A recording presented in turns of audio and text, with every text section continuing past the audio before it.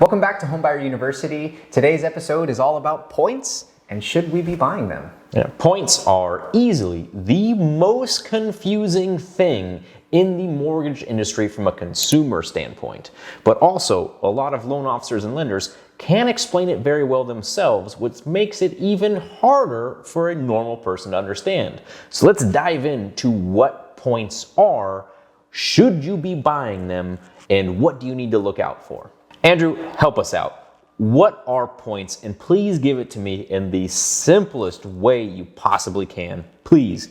Points are a one-time upfront fee that you'll pay that reduce your interest rate and consequently reduces your monthly payment as well. All right, so points kind of sound like a good thing. Are they? The right answer is maybe. But let's talk about a few things of why or why not it might be the right thing to do. When trying to determine if paying points for a lower interest rate is the right move for you, it's a really pretty simple equation you have to run. It's all about calculating your break even. What you're going to want to look at are two big things. Number one, you want to see how much it costs to buy that lower interest rate. Number two is you want to see how much that lower interest rate saves you every month. And this is where you have to do a little bit of math. You're going to want to calculate your break-even point based on these two numbers. How much am I saving each month? And how many months do I need to have that savings in order to offset and recoup that upfront investment? However many months that is going to be called your break-even point. And that break-even point is going to determine if buying points is smart or stupid. Let's break down a couple of examples of when points might be good and when you might want to avoid them. For example number one, let's say you calculated your break-even point and it's about a year down the road.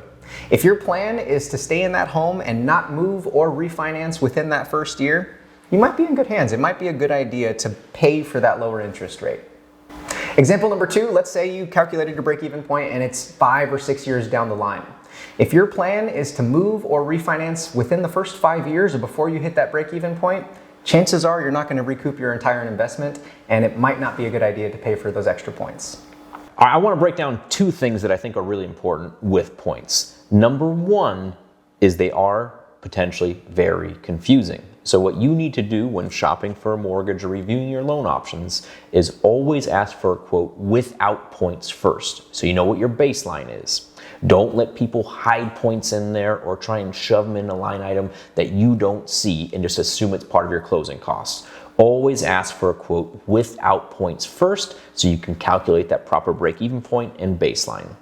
Number two is I want to make points not sound quite as scary. They are tax deductible, so points do have a nice little benefit to them that's kind of like icing on the cake.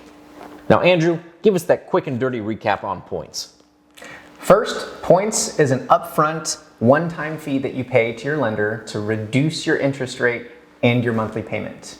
Second, it may or may not be the right choice for you. It all depends on that break-even point. Third, always ask for your mortgage quote without any points first, just so you know that there's no surprises.